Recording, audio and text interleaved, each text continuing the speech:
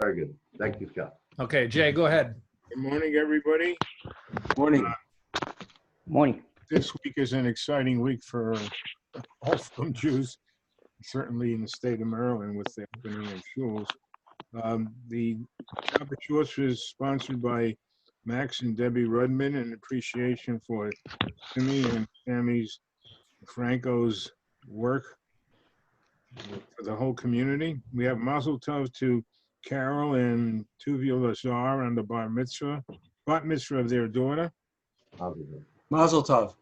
And also the members of the Simcha Chaver program who recently completed the topic of their Bishul on Shabbos. The new session begins shortly. Interesting list. Condolences to Richard Chaffetz on the passing of his dear wife, Ruth Sholem. Shiur is still being observed through Tuesday. And also to Claire Haramati on the passing of her mother. She's observing Shiva through Wednesday morning. You'll see the details on the Shabbat Shorts of how to get a hold of them. And also Kalman Knishchenk on the passing of his grandmother. And also to S.D. One comment on that, just to mention, because we did not publish this all in the shorts, it would have been a bit complicated. The woman who passed away was the wife of if you remember, the Russian bookbinder many years ago. He passed away a few years ago. This was his wife who passed away. Oh, sorry. Also to S.D. Silver on the passing of a grandfather. Now Kniznik. Any other Mazel Tovs or condolences that we need to announce? Would like to point out that Jay and Chani Parnas sponsored this year. I don't know if it was listed in the shorts, but they did sponsor the Shiur for today. I think I saw it in there. Thank you. Listen, I should have written or in memory of our Chani and I's parents and grandparents. John Leah. Do you remember Harry Block? Do any of you remember him? Who's that? He attended our Shiur briefly, from many years ago, but he was a regular attendee. Harry Block. Yes, Harry. Sure. I remember him, yeah. So so he was a woman. He got married to a woman in our building. Her name was Beatrice Block. And she passed away, her daughter called me, she passed away a month ago of COVID-19. I hadn't seen her in the building for about a month. Very nice woman. And apparently she broke her arm and she went to a rehab facility in our area. And she caught COVID-19. She didn't look her age. She was 95 years old, and I don't know her Hebrew name, but her father's name was Moshe. So, Beatrice Bas Moshe is the best I can do. How was Harry doing? Oh, well, he was nifter many years ago. Harry was nifter, Yeah. Most doctors are now telling people, don't fall, don't break any bones. You do not want to go to a hospital for any reason, unless, God forbid, it's really bad. So extra caution is required now because to be careful. The risk of going into a hospital. I think that's it, Scott. Oh, one second. So Refuah Shlema. Rav David Meir ben Chayasipa. Meir ben Chayasipa. Chaya Riva Bas Yehudis Dvorah. Chaya Riva Bas Yehudis Dvorah. Yitzhak ben Brindle. Mordechai ben Shana.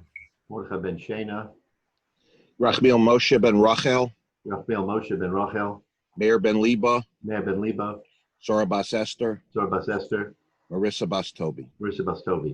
Udo Leilon ben Shana Sipora. and Udo bat Rachel. Rav Rafal Yisrael Yaakov ben Bela, Avram ben Gittel, Devorah ben Leah, Shoshana Tova Bas Esther. Okay? I have one, Rabbi. Yeah. Fagaleba Bas Avram Alevi. Say it again. Vega Liba, Brenda Liba, Bas Abraham Halevi. a mother, The mother is Ada. Bas Ada, And Tzipora Reisel, Tzipora Reisel, Ida. Bas Ida. Dina Bas Bastion. Dina Bas Bastion. Everyone, for Shalema L'Chol Yisrael. Taka, there should be, maybe our reopening should be the stimulus for Rebbeinu Shalom having Rachman on all of us. Okay, category 3, yard sites this week? Nope. Rabbi, I think my part is finished. We're ready. Okay, very good. All right, so we're just going to pick up and complete a little part of last week's sugya. Among other things, last week we discussed a machlokes on the bottom of Zion Amud Aleph between the Tanakama and Rabbi Yossi. If you remember, we talked about a situation where a document of a debt fell and was picked up. The Gemara says it was by Bezdin, but it could have been by anyone, as we know. So what do you do with that document? Who do you return it to, the Malva or the Lovit?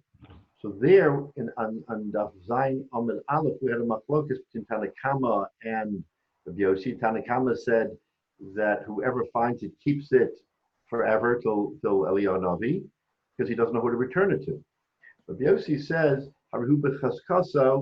that it is proper in its chazaka, you return it to the Malva. That was the machlokas there. Then on Zayin Amud Beis near the top, we had a different machlokas by a ksuba. Remember that if a ksuba was found, the ksuba is something that the wife should have in her possession until, if she passes away, that's one thing. If the husband divorces her or dies, then she collects on that ksuba. What happens if you find the ksuba? B'shuk, in the marketplace. So there we also had a machlokes between the Tanakama and Rabbi Yossi, and the Tanakama made a distinction and said that if the husband says valid, it should go to the wife because it hasn't been paid upon, fine. If not, then also it's held until Eliyahu Navi. We don't return it, and she can't collect. And Rabbi Yossi then made a chiluk, and he said, no, that as long as the husband is alive, then we assume that it belongs to the wife, and we're not worried. All right, so there we had a machlokes. Now, then the Gemara asks a kasha, machlokes Rabbi Yossi and Rabbi Yossi, because Rabbi Yossi in the first brisa says you return it, and in this brisa he says if it's not clear, if in other words, if the husband's not alive, then you don't return it to either. So you see a stira in Rabbi Yossi. So the Gemara wanted to give an answer by saying you flip Rabbi Yossi and the Tanakama in the first brisa, so that Rabbi Yossi is always saying that you don't necessarily return it. That's the way the Gemara wanted to answer it. Then the Gemara says, no, you don't flip it, you leave it, but then it becomes a machlok, then it becomes a stira in the Chachamim, because the Chachamim then would say two different things. That was how we left it last week. So the Gemara now wants to say that even if you don't flip the Rabbi Yossi and the Tanakama, that you can still reconcile the Gemara. How is that? That's where we are right now. It's about a little bit above the middle of the daf. It's at the end of the word. It says Rav Papa Omer. Right? Rav Papa Omer. La'olam lo tepach. That you don't flip Rabbi Yossi and the Tanakama. In other words, the way it reads in the Gemara is the way it reads, both in the first brisa, the second brisa, of course, but the first brisa where he wanted to flip is you don't flip. If you don't flip, then what's pshat? In one case, Rabbi Yossi says that you give it to the malveh, and in the other case, he says you don't give it to anybody, because if it's unclear, if the husband has died or divorced, then what do? So you hold it till Eliyahu Navi comes. So then the Gemara answers, Rabbi Yossi l'divreihem d'Rabbanan kamer. Rabbi Yossi isn't speaking for himself. He's not giving his own pshat. He's saying, he's speaking as if he were talking to the Chachamim. Lididi, says Rabbi Yossi, according to me, I am not concerned at all, and you give it to the wife. Why? Remember last week we said that Rabbi Yossi is the one who says, and I think maybe David Hornstein, maybe you asked me this question, but Rabbi Yossi says a document that is paid is canceled, meaning you tear it up. Here we have a stamp that says canceled, you know it's canceled. They didn't have stamps, they ripped it up. According to Rabbi Yossi, there's a chazaka that when a document is paid, it's ripped up. It no longer exists. So therefore, B'shita, Rabbi Yossi says if a document exists, it means by definition it hasn't been paid. Once you see the document, you know it hasn't been paid, which is why in the first brisa, he says you return it to the malveh because it belongs to the malveh. It hasn't been paid. And in this particular case, we say we return it to the wife. Why? Because her husband passed away or divorced her. If he had paid, he would have received the ksuba back and ripped it up. The fact that the ksuba is found means it belonged to the wife. That's Rabbi Yossi, so there's no stira. What Rabbi Yossi is saying is lidchu. In other words, lididi, there's no problem. According to me, I definitely say you pay. Lididchu, according to you, chachamim, ode lemias, at least agree with me, but ode tachas balo, that if she's still married, the husband's alive, and they're living together, the yaksa, the isha, the labab pironi, that you return it to the wife because it clearly hasn't been paid because they're living together. They're living together means he didn't pay the ksuba. And if not, then it's and if not, then it's clear that then it's a stira. So then the Rabbanan, in other words, according to Rabbi Yossi, he's saying in the Rabbanan that there is a problem because according to me, there's no stira. I always say that lecheskaso, if it's around, it hasn't been paid. But you have the problem, Chachamim, because you'll have to admit to me that when the husband's alive, that he definitely gives it to the wife, right? So why would you even say that in that circumstance it comes to Eliyahu? There's no question that it goes to the wife. Why would you say that? No, so that's the kasha that Rabbi Yossi is saying is a problem on the Rabbanan, but not on me. So the Chachamim come and answer for Omalei Rabbanan, Emet Tzrorei Espaso. So now let's look at Rashi. Tzrorei Espaso, most tzroros, oksafim. In other words, bundles of money or valuables, Mosalo liyichut ksibosa kishenasa. The Chachamim are saying something different, that the husband gave to the wife a sum of money or valuables while they were still married, ola acher mikan, or at some point into the marriage, shelo yatrichu yorshim imta alman. Take a look at this. The husband was such a wonderful guy that he said, you know what? I'm going to set aside money during our marriage, which is not for you right now, but if I pass away or we divorce, this money is there already, and you don't have to worry about my yorshim that they'll give you a hard time to pay.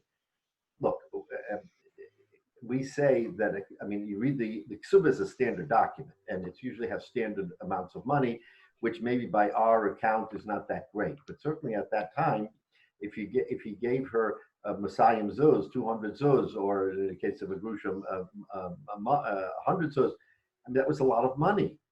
So the husband said, you know what, if something happens to me, you're going to have to fight with the Yarshim. They're going to give you a hard time. So I'm taking this money and I'm putting it aside in the safe deposit box, and here's the key or whatever. And now it's done. So the Chacham was saying, you know why you don't necessarily give it to her? Because you don't know if it was collected or not. So his teretz is, the kasha was, Rabbi Yossi said, why wouldn't you admit to me that if the husband is alive that it hasn't been paid? Teretz is, it has been paid. It's sitting somewhere safely waiting for the wife to collect, if she collects at some point in time. So that's the teretz of the Chachamim, why it's no kasha on the Chachamim, and it's no stira on Rabbi Yossi. So the Gemara comes up with a different answer than we had last week, where we had to flip-flop Rabbi Yossi in order to reconcile Rabbi Yossi's position. That's what the Gemara answers over here. Okay. Now, having said that, what happened when we flip-flopped? So the Gemara said that it was a kasha, a stira on the Chachamim, on the Tanakama, because the Tanakama in the first brisa said you never return it, and it has to wait for Eliyahu. And in this brisa, he says, you know what? There is a time when you don't have to return, and when is that? Ba'oda b'balo. So in other words, you see that when she's with the husband, that there is no kasha.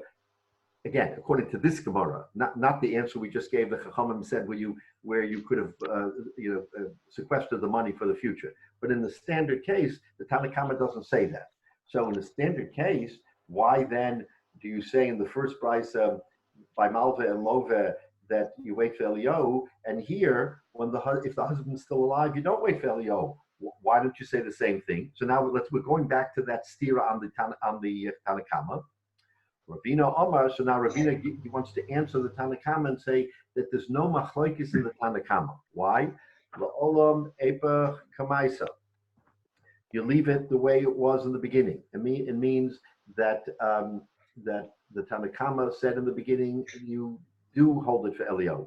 The time of the Rabbanon Hacha, Mishum Dechashina Lishtei Ksubis.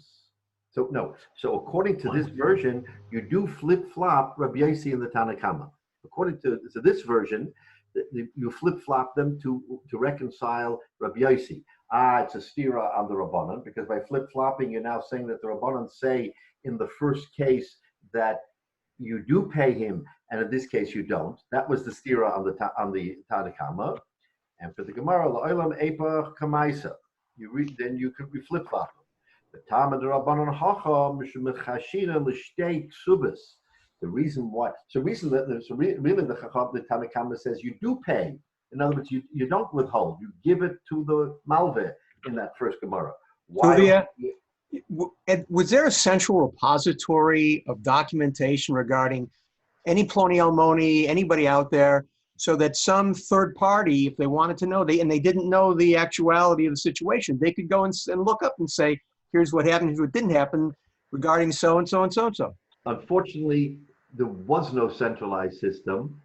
And truly throughout Jewish history, we find that only in more recent times have we, Klal Yisrael, become organized. Once upon a time, in the time of Moshe Rabbeinu, then there was Ksav, okay? They kept order, they had a Bezdin, but when all of that dissipated and there was a diaspora, unfortunately, the left hand didn't know what the right hand was doing, which is why you had problems throughout history with questionable Gittin and questionable everything, because you didn't have that central repository that you're talking about where everybody registered. Now it's more modernized, right? So in Eretz Yisrael, here we have a system, but that's only a few hundred years old. That doesn't go back in time. So this is part of the problem. If you could verify documentation, it would never be a problem. The problem is that it all slipped through the cracks. You didn't know it.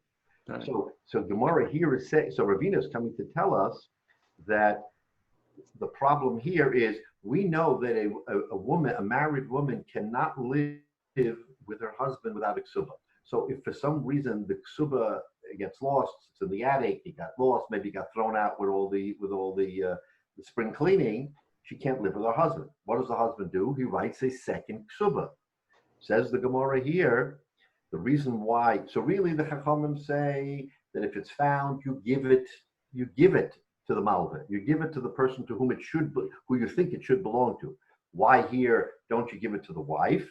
Mishum dechashinu lishtei ksubas. You're afraid of two ksubas. Okay, so now let's take a look at Rashi. So Rashi says, L'olam epach kamaisa. Really, you flip-flop. With a kasha the Rabbanan ad Rabbanan, right? If you flip-flop it, then it's a kasha Rabbanan and Rabbanan. Lo tiksha. There's no kasha. The tamai the Rabbanan b'ksuva lav mishum dechashinin lipiroin. In other words, he's taking it out of the realm of payment, and he's saying, no, no, no, we're not concerned that she will come and want to be paid a second time, which is the case of the malva and the love. The man de para v'hadar le'shtora la'alta kara, because the Rabbanan are taking Rabbi Yossi's position that if someone gets paid, they immediately rip it up. So he holds like the Rabbi Yossi in this version, that if the shtar is around, it means it hasn't been paid. We're afraid that 2 ksubas will be floating around. Shnia, a second one, zos miyada, ve'ena baal modeh, and the baal won't admit that this is the right ksuba. Diktoni lav ba'omer parati. He won't say I paid it. El ba'omer al taxu lo sheyesh biyad acheres v'totzi al yorshi shtar achashtar. You know what I'm afraid of? No, it's never been collected. I'm not worried about it. What I'm worried is that after I die or I divorce my wife, all of a sudden she'll have 2 ksubas. She'll go and collect one, and then she'll go and collect on a second in the future. Not that she's collected. If she's collected, then I would say it's been paid. But it hasn't been paid. But since I wrote a second one because the first one was lost, I am concerned that in the future it will be collected. Therefore, I am saying right now that you cannot, therefore it can't be, therefore I cannot, it has to go to Eliyahu because I'm afraid of a second ksuba. So now, according to this view, we reconcile the Rabbanan. There's no steer on the Rabbanan. According to this version, Rabbanan holds that you take in the first brisa, you give it to the malveh because there's no chashash.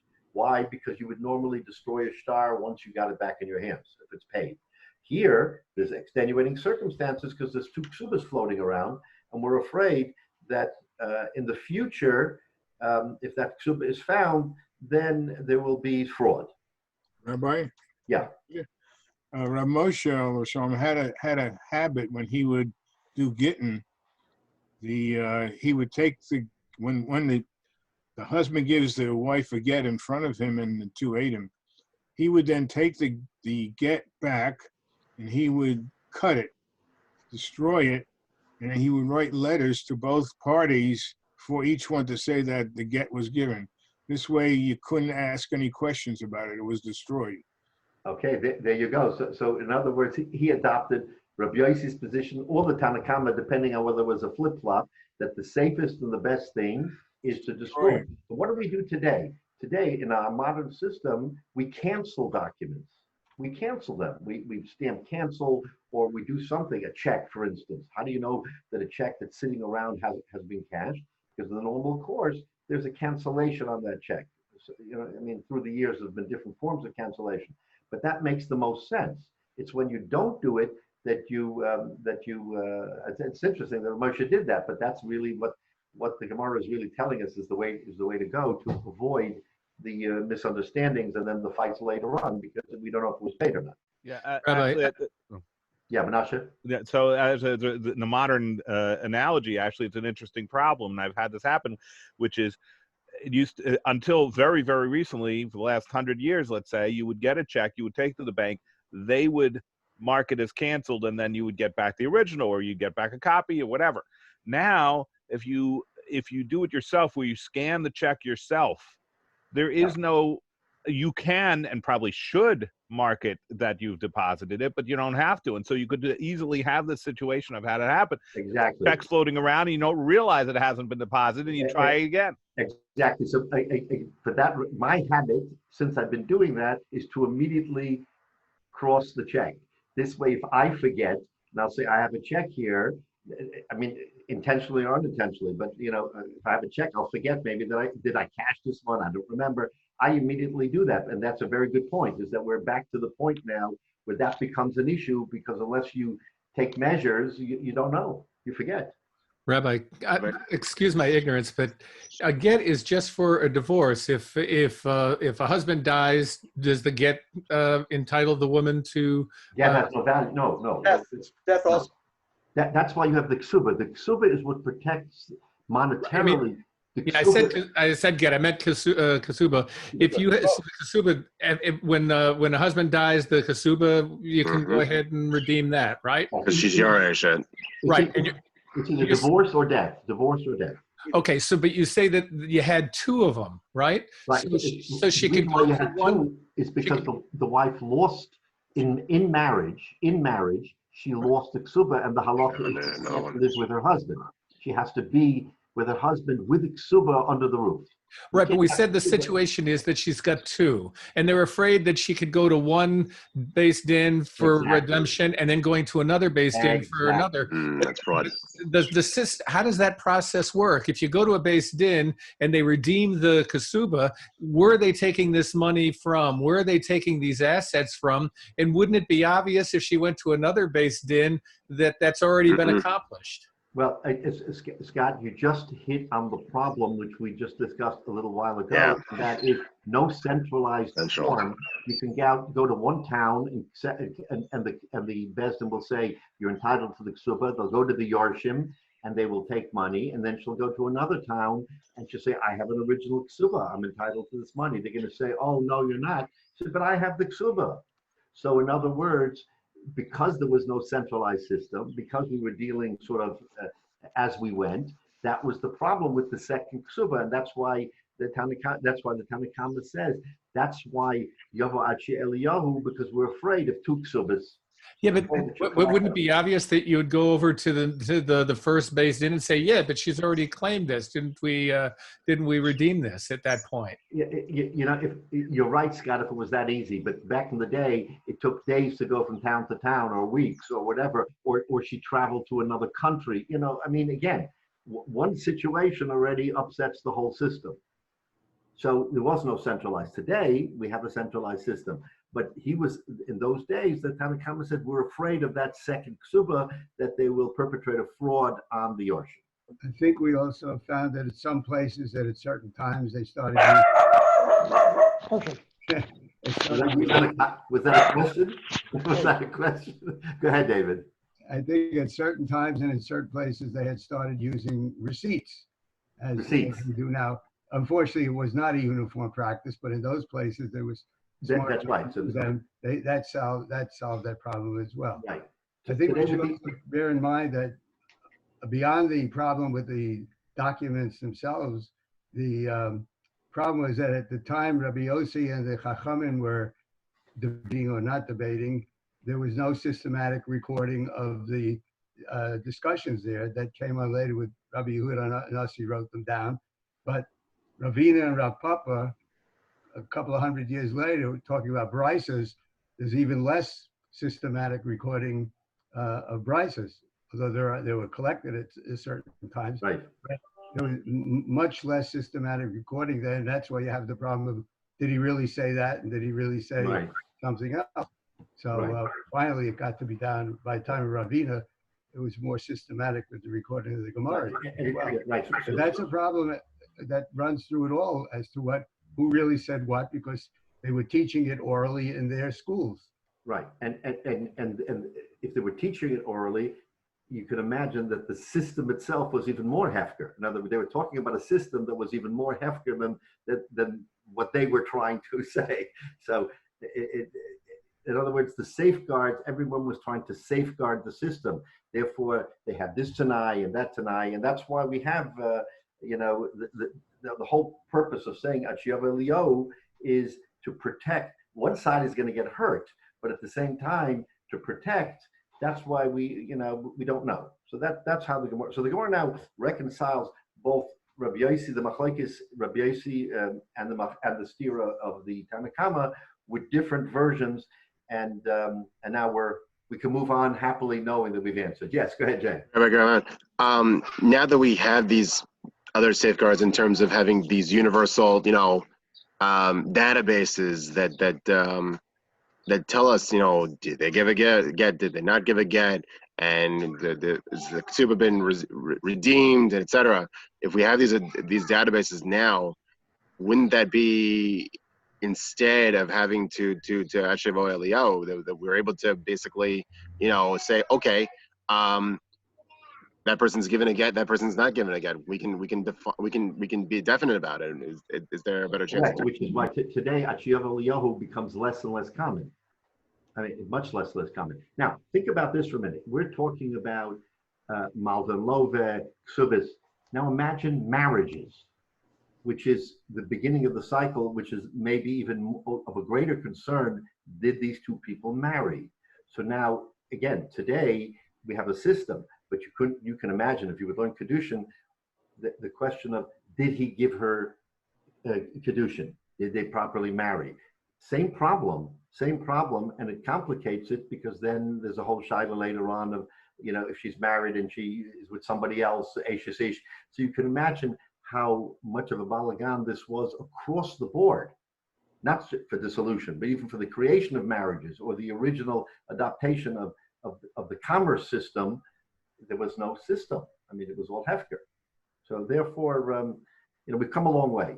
To try to resolve all the questions. So this issue of the lost ksuba, I would imagine that, there were unfortunately very, even in a sense, more serious situations with the Holocaust where people would come out of it and they didn't know if their spouse was dead or alive. But you could have situations where a couple made it out together and they knew they were married, but everybody else involved was dead and the ksuba was long lost and so on. That presumably then they would need a new ksuba then.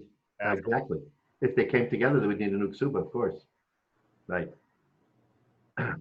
Now the kasha, okay, so to finish this up, so according to the Chacham, sorry. I have in the back of my mind that somewhere I heard that there was like a secondary market in ksubas and that they could be bought and sold kind of like a futures market. How does that square with what's being said now? You mean like they sell life insurance policies, right? The woman could sell her ksuba and get a certain amount of money for it, but if then she wouldn't have it. No. I'm not familiar with it, but I can tell you that la halacha, the ksuba, the physical ksuba, you can't even take a wife cannot take a ksuba and say, I'm going to put it in my storage box for safekeeping in the bank. That's forbidden because the whole purpose of that ksuba, it has a semblance of kedusha to the extent that it allows that a husband and wife to live together. But it's a document. But you can't. I don't know where that comes from. But maybe she can.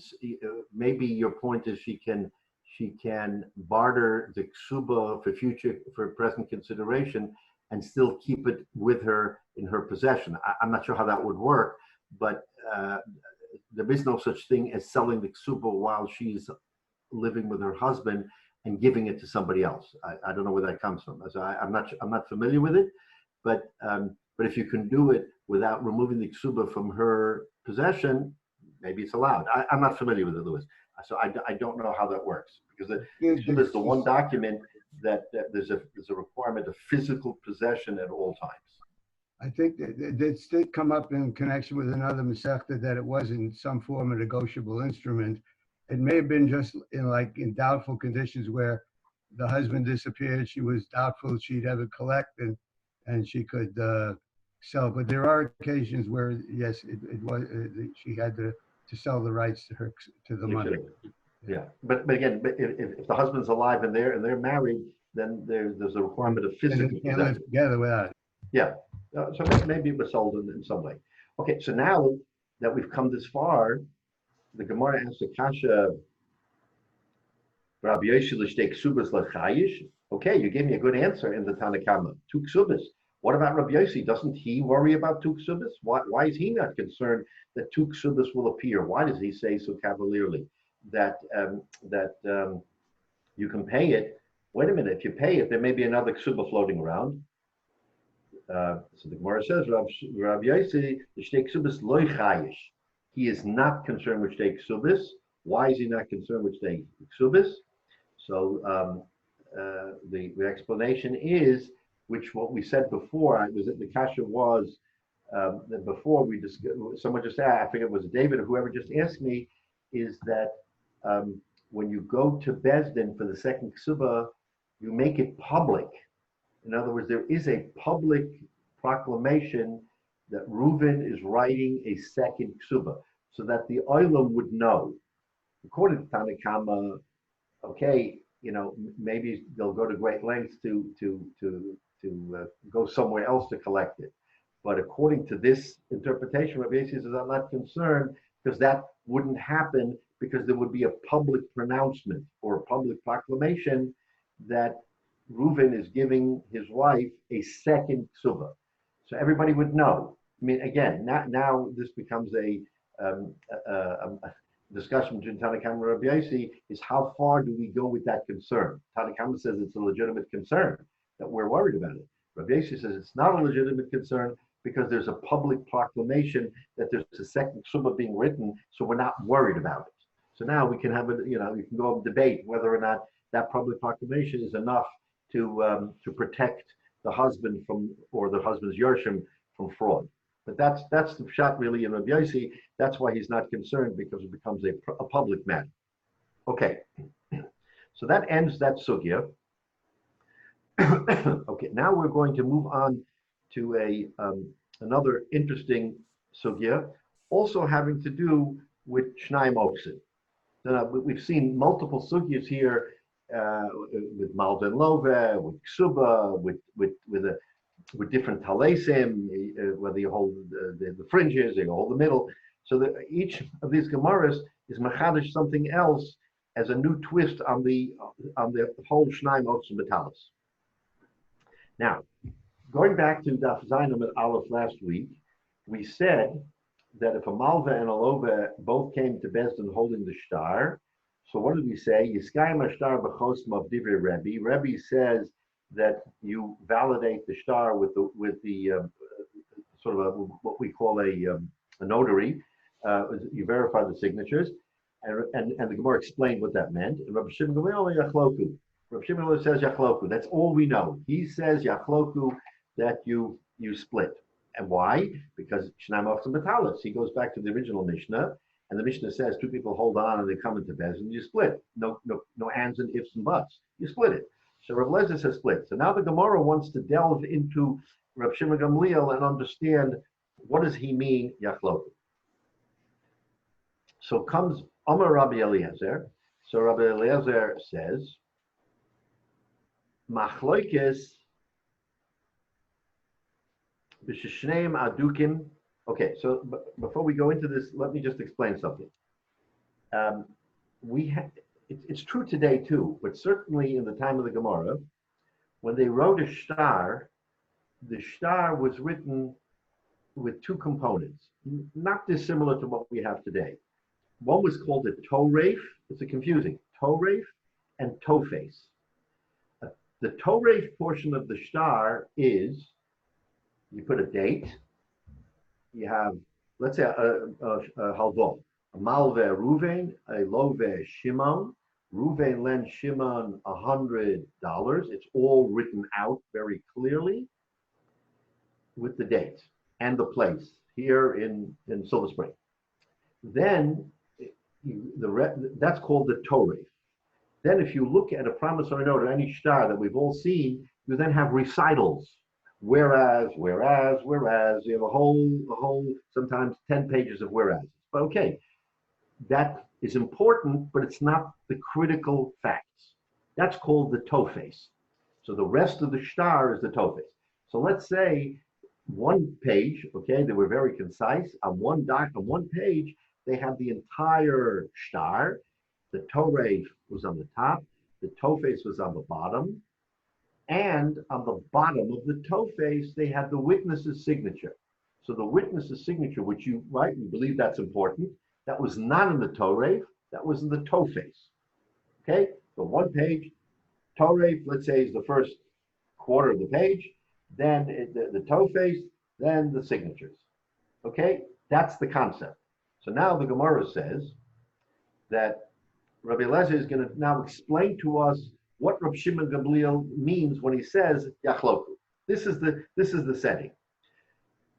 Machlokes b'sheshneim adukin betofes, b'shneim betoref.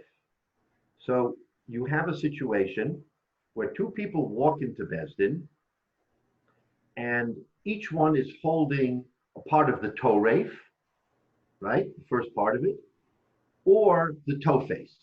So each of the parties is holding a part of the same section of that document. Then says the Gemara, Yachloku. So Shimon Gamliel says if they both hold the Torah, if they both hold the Tofes, Yachloku. Aval Echad Oduk Betofes, the Echad Oduk Betoref.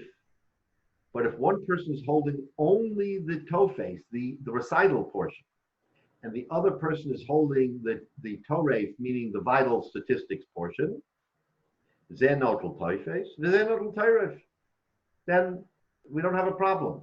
The person who holds the Toref gets the Toref. The person who gets the Tofes gets the Tofes.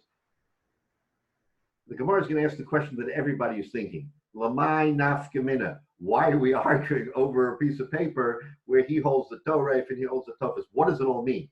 We have to hold the thought because we're going to explain what it means. But for now, let's just say that it's important that one person holds one or the other.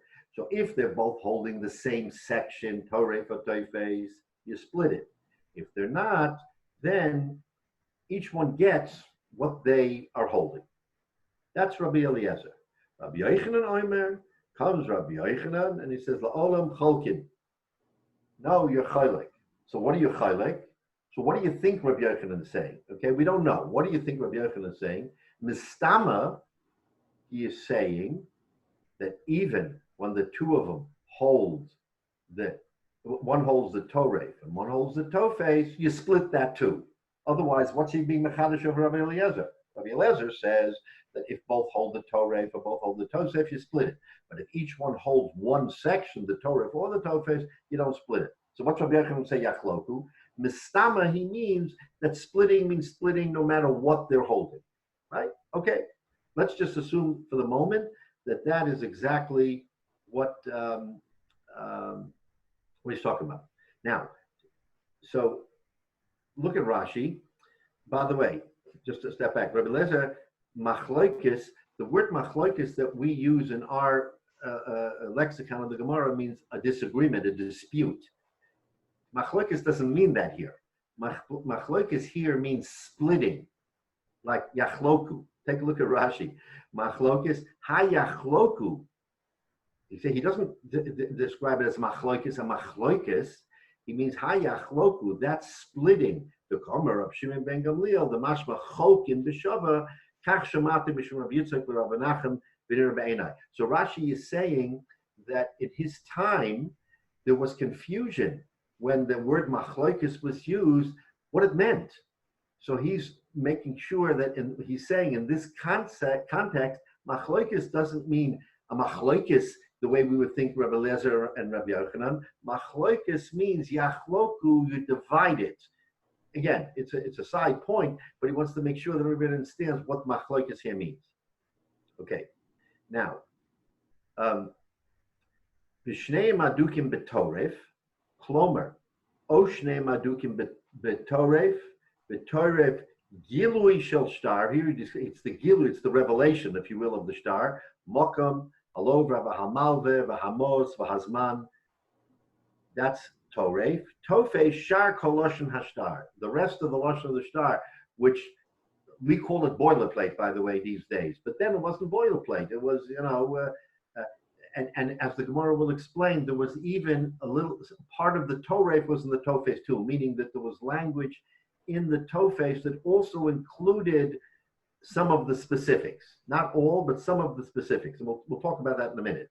So lest you think that the Tofes had nothing to do with the rest of the shtar. No, it was interwoven, Shimon, Reuben and Shimon, $100, whatever. One vital part was not there, and we'll talk about that in a minute, but some of the facts of the Torah were also included in the Tofes. So says Rashi, Zen notel, the mind, the Tofes today, what he's holding on is his, Kediktoni le'el, Zen notel admok and shiyoda magas, l'kam mafarish l'man b'voyale. Okay, so now, so we have this discussion, and Rabbi Yochanan comes and he says Yachloku. So we're assuming that the Yachloku here means that even if one holds the Toref and one holds the Tofes, you still divide it. Break the Gemara, Va'afilu echad odik b'Tofes v'acha odik b'Toref. You mean to tell me that Rabbi Yochanan is coming to be mechadish, that over Rabbi Eliezer, that even if one person holds the Toref and one holds the Tofes, that they split it, that they always split it, How could you say that, Rabbi Yochanan? V'hotanya, we have a beferish brisa, which we just said on Zayin Amud Aleph. Zeh notel ad mokem shiyoda magas. Everybody holds him up to the point of where he grabs.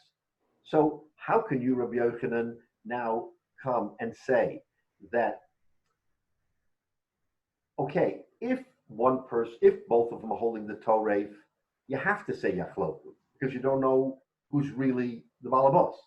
If you're saying Tofes, same thing. But when it's clear that one person is holding a part of the shtar that can be just his, and another person is holding a part of the shtar can be just his, then that's like the Brisa, Zenotl ad Markim Shiyado. What does that Brisa tell us? That if two people come in holding, let's call it they were holding the fringes. Remember, we distinguished from Shnai Mochs and Batalas because they were holding the fringes and not the actual talis. So in the case of Shnai Mochs, they say you split it because no one was holding a portion of the talis. They were holding fringes. But in the case of where each one was holding a portion, a significant portion of the talis, then each one takes up to the point where they're holding and then they split it. Then how can you say that they split the whole thing? If the guy's holding the tofes, he should get the tofes. The guy's holding the Torah, he should get the Torah. Why do you, Rabbi Yochanan, come and say that they split the whole thing? It doesn't make any sense. Well, yeah, go ahead. I'm confused because when you have the document, the entirety, the Torah are the particulars, the name, etc. is very important, but the Tofes legitimizes the document itself because that's the signatures of the Eidim. So which is the controlling part of the document, I guess is what I'm wondering about. The top has the particulars, the bottom legitimize the document itself. Okay, so to get ahead of ourselves, it's a legitimate question. And the Torah controls the document. The Torah says here in Silver Spring on June the 14th, Reuven lent Shimon $100. There, in a nutshell, is the contract. That's vital. The Tofes gives you all the whereases, and it also says in the body, Reuven lent Shimon money, Silver Spring. But just to get ahead of ourselves, so it'll be clear, there's one vital piece of information that is only in the Torah and not in the Tofes, and that is the date. The date appears only at the top of the document in the Torah. And the Gemara will explain how significant that is. So to answer the question, yeah, the whole document's important. But if you didn't have the Tofes and only the Torah, forget about the witnesses for a minute, because we'll understand that in a minute. If you only have that first third of a document, you'd know the whole story. On Sunday, June 14th in Silver Spring, Reuven lent Shimon $100. Where was the signature? What's that? Where was the signature? The signature was in the Tofes, but Chaim, you'll see in a minute why that's not controlling. In our secular world, that would be controlling, right? Exactly. But in here, you'll see in a minute. No, it's important. I'm not minimizing. What you're going to see in a minute, if you remember Rav Shimon Gamliel's position, Rav Shimon Gamliel said that if the parties admitted that this is a valid document, you don't need certification of the witnesses. That's what he argued on Rebbe.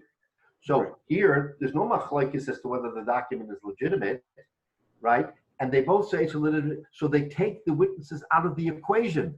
The witnesses are no longer as vital because they both admit to the document. It's not a point of contention. It's not a point of contention. Therefore, even though it's an important part of the document, but it's less important. So we're talking about madregas. Most important, somewhat important, less important. The Torah clearly is the most important. So if both parties are holding the Torah, you can't distinguish who is the rightful, say, owner, the malver, the lover. You have to split it. If they're both holding the Tofes, same thing. But if one person's holding the Torah and one person's holding the Tofes, so then the Brisa says what? This person takes what he's holding, and this person takes what he's holding. So how could you, Rabbi Yochanan, come and tell us, Yachloku, that the Yachloku is in every consideration? It can't be. Because in the case where each one's holding a different section, we have a Beferish Brisa that says that's all they get. Right? It's a little confusing, But the Brisa already told us that it's legitimate to say you take up to the part that you're holding, you take up to the part that you're holding, and if there is a middle part, that they split. But they don't split the part that they're holding. Okay, so that's the kasha. Rabbi Grauman, question. Yeah. How common was it for the individuals to make two copies so each would have a copy of their own? They didn't. First of all, obviously there was no copiers. There was one document. In other words, they didn't make multiple shtaras, originals of the same. There was one shtar. Again, they did it to avoid the confusion of having the same shtar floating around twice. So they minimized it by only having one shtar. Today, you can easily make a copy, facsimile, and say, here's a copy of the shtar. Never happened. One shtar, one edim, one signature. That was the controlling document. So now you see how important that document is. If it gets lost, now everybody is worried about what are we going to do? That original is lost. How do we collect, or how do I show it's paid? Or that's why you even have the Chachamim Tanakama saying we can't decide, hold it until Eliyahu. I mean, now you see the significance and how complicated that was when you had one shtar and it got lost. What do? So therefore, we're looking for every which way to certify who is the rightful owner of that shtar. Excuse me, Rabbi. Do we assume that the two of them, by design, each one picked the portion of the portion that they wanted, or the shtar sitting there and they're both running to grab something, and it accidentally one is on one and one's on the other end? Correct, the latter, Jay, because if they did it intentionally, then why would someone, knowing the circumstance of the shtar, intentionally go to grab the toe face? That makes him the underdog. If someone intentionally grabbed the toe face, that means he's not the controlling party, because the controlling party is the one who holds the Torah. So they both grab the shtar, saying, "No, this is really my shtar." And to a certain extent, it's the luck of the draw. Unfortunately, when that document dropped and they both grabbed it, it's what you grab that defines who you are, even if the reality was the other way. In other words, oh, it's my shtar. Oh no, I grabbed the wrong half of the shtar. What am I going to do? If the shtar falls and it's upside down, you're just grabbing something. That's correct. Why does it lead to such a definitive? You know what, Jay, you have a better way? No, I mean, the Eliyahu seems a better way. Eliyahu seems the better way. I agree. Yeah, it seems that would mean really that it's clearly there was some confusion, something happened, the thing was lost and was found, and everybody grabbed for it. That would seem to point to Stam just always either, always having it go one way or always having it, the whole thing, Yachloku, not this one part or the other. It just doesn't make sense. Well, look, the lesson is make sure you keep your documents safe. Once the document's out of your possession, it's a free-for-all. Two people come in. Somebody is not telling the truth here because someone knows what happened. Let's say they both know what happened. But if it was paid already, then the guy is a ganav because he's trying to collect the second time. So what should we do? You're right. Yova Eliyahu seems to be the better result because then maybe that forces one side to maybe own up. Okay, fine. But what we're trying to do is say Yachloku. We're trying to make a pshara. No one's going to lose everything. Someone will be unjustly enriched, but at least the other person will get half of his money. Half is better than whole. In a circumstance where we're not Nevi'im and we can't know. So therefore, the Gemara says that if by chance, and maybe siyata d'shmaya, that the real owner will get the right part of the document, and he will either have said it's paid or not paid. But we have no better way of what's a better way. Either you say Yov Aliyah or you say Yachloku. That's where Rav Shimon Gamliel always comes out Yachloku, because this way it's kind of a half a glass, right? I mean, that's the pshat. But the kasha on Rabbi Yochanan is that you, Rabbi Yochanan, say that you divide even the part that if it turns out that one person gets the wrong end of the straw, he gets the toe face, not the toe rave, he still gets half of it. How can you say that? That's against the brisa. So listen to the answer. Was there? Go ahead, Jay. could there have been a notion that Bezdin says, we're going to hold it for 3 months, and you both come back in 3 months from now. We'll see how you both feel about it. Sort of diffuses like a cooling off period. Something that one of them, the one who it doesn't belong to him, may have a chance of just backing out of it and saying, I can't come back in 3 months. I don't want to wait 3 months. Give me half now. Well, that's an interesting concept because the Gemara doesn't mention it here, but the Bezdin could theoretically say, let's have a cooling off period. Let's see if we can't somehow discover through outside means who is right. And if not, we won't be worse off in 30, 60, 90 days. You're right. And the Bezdin could very well say that. The Gemara doesn't bring that down, but you could very well say that because it's not going to change the circumstance unless there's an exigency of having to determine it today for some reason, some vital reason why it has to be done immediately. The Bezdin can say it's not going to change. 30 days from now, we are where we are, but maybe, just maybe, someone will have brought some proof. Maybe someone will say, oh, you know what? I think there's 8 in, but they went to South Africa. Maybe they're going to come back in 30 days. They're going to come back, and we're going to be able to determine to say, yeah, I really paid this document. It's quite possible. Quite possible. The Bezdin doesn't have to do it, but it's a means of trying to make sure and do everything right. Possible. So the Gemara answers a very interesting answer. That really Rabbi Yochanan does not argue with Rabbi Eliezer. Rabbi Yochanan and Rabbi Eliezer say the same thing. That if both hold the Torah or both hold the Tofes, you split. If one holds the Torah, one holds the Tofes, you do not split. What's the Chiddush in Rabbi Yochanan that he comes Yachloku? What's he telling us that Rabbi Eliezer is not telling us? So listen to this. The Kotoref Bei Mitzoi, that the Torah was not at the beginning of the document, but in the middle of the document. In other words, the document started off with some recitals. It's an odd document, but it can happen. So the beginning of the document, the first third of the document was Tofes. Then the next third was Toref. And the final third was again Tofes with the signatures. So where was the vital part of the document? In the middle, right?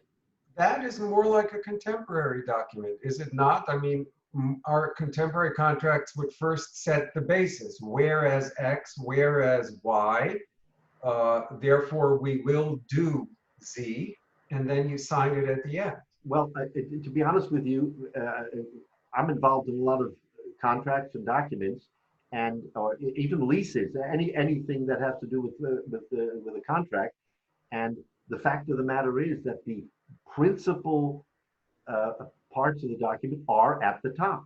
I didn't know that. I thought you first have to establish the basis for what you're about to do in the document. No. You start off by saying the party of the first part, the party of the second part. It's like typically it would say, today, Sunday, June 14th, the party of the first part, leased, sold, bought, whatever, to the party of the second part. That's typically the way stars are written today, both, like a get or anything else, a Jewish document, but certainly secular documents are all written that way. It's very unusual not to write it that way. I didn't realize. Then the whereas is just and the whereas is boilerplate just to back up what you said initially. Right, and you can have 35 pages of whereas, and then you come out to the. But in that whereas, you also have factual information, but you don't have the date again. Right. Okay. A date appears once in the document. In fact, sometimes you look for a date, you say, wait a minute, the date's at the very beginning. Right. Or the essence of what you agreed to. That would be at the beginning as well. Right. Now, what you do have in today's documents is sometimes where the signatory signs, it'll say date. That's not mandatory, but it'll say the date on which the signatory signed the document, because sometimes he doesn't sign it on the same date as the document was created. But that's extraneous. Okay. So what happened here? That the essence of the Torah, the main part of the document was in the middle. So what's Rabbi Yochanan coming to tell us? Rabbi Yochanan is coming to the Machadesh that where the document is written in the middle and both sides hold on to it, that you split it. So he is saying something that Rabbi Eliezer didn't address. He admits to Rabbi Eliezer, Toref is Toref, Tofes is Tofes. If either one holds one or the other, then that's all you get because of the brisa. But in a case where one is holding, where they're both holding the middle of the document, and the middle of the document is Toref, that you split it, right? So that's Frank. Okay, Frank the Gemara. Now, so what's the point? Omelei plig hachi. So one side says, split it this way, my way. In other words, he holds the top portion of the document, and the other guy holds the bottom portion of the document. The document, let's say, is 8 inches. Now, literally, it's 8 inches. The Torah is somewhere in there. Since the Brisa says that each one holds up to the point of where he grabs, he's going to say, wait a minute, I've got the top part of the document. It's the toe face, but it's 1 inch from the Torah. And the other guy is going to say, I'm holding the toe face, the bottom of the document, and it's 3 inches from the Torah. So one guy is going to say, plig hachi. Wait a minute, I'm closer to the Torah, give it to me.